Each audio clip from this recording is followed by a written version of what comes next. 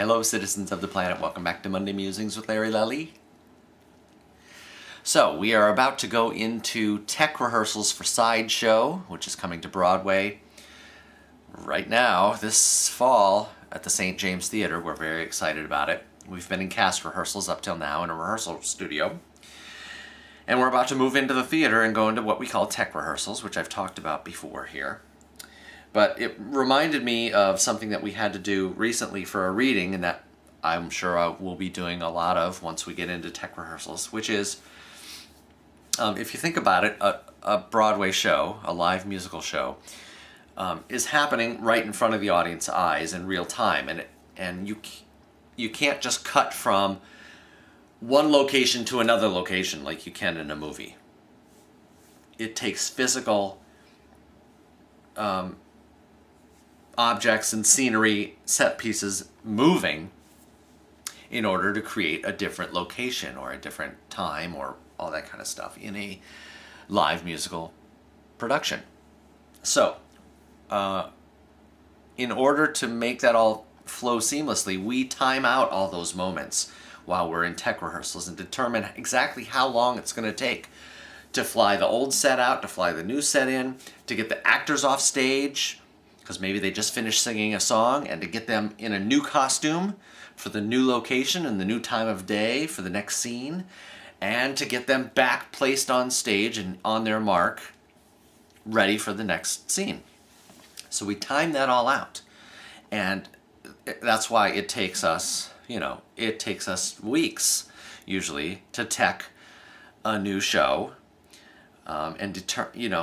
and determine what happens every single second during a 2.5 hour live musical performance.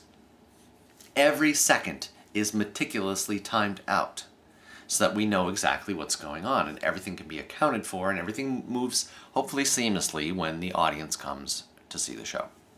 So that's what we'll be doing, and it reminded me of a story of something I did in a reading a while ago, which is, they were working on one of these transitions. It was the song ends and the lead actor has to run off stage and do a costume change and come back on stage while the sets have been changed and start a new scene after the song is done. And we timed that out, how long that took for that actor to get off stage, to get the costume change done, to get back on stage, to get the new set in, and it was I think it was 22 seconds. Exactly 22 seconds. That's how long it took. So the composer had to write 22 seconds worth of music for that scene change, for that transition.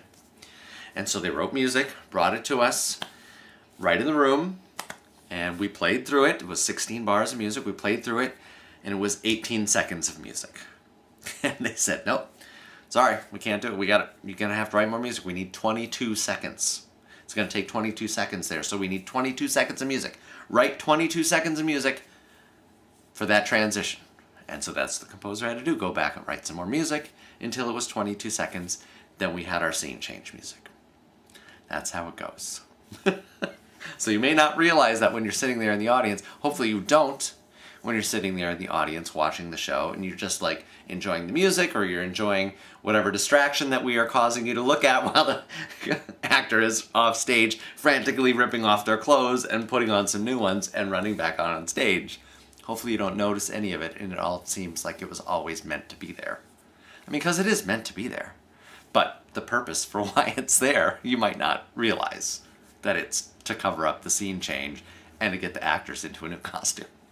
Anyway, we're going to be doing a lot of that probably, in the next couple weeks of tech. That's what we do in tech rehearsals, so that we create a seamless, flawless, wonderful, entertaining show experience for you all. So I hope you'll come and see Sideshow. It's going to be amazing. Thanks for tuning in. I'll see you next week.